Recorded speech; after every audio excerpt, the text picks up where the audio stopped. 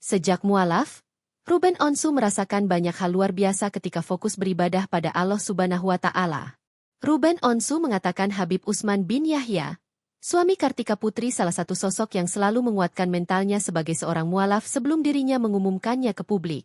Ruben Onsu melalui suami Kartika Putri itu belajar banyak tentang ikhlas dan tidak dendam, terutama ketika ada orang yang membicarakannya. Meskipun sudah pindah Islam, ayah tiga anak ini masih menjunjung tinggi toleransi pada setiap orang dengan keyakinannya masing-masing. Namun, presenter 41 tahun ini memilih untuk menjauhi lingkungan pertemanan yang suka memberikan pengaruh negatif.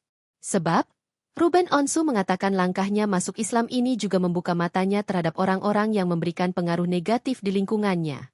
Saya salat itu ya sujud minta ampun. Mohon ampun. Ya minta petunjuk sama Allah untuk dikuatkan hatinya, diluaskan sabarnya dan tidak mau terpengaruh, ujarnya. Hal itu cukup membuat Ruben Onsu terkejut, karena dirinya merasa air matanya menetes begitu saja tanpa sebab.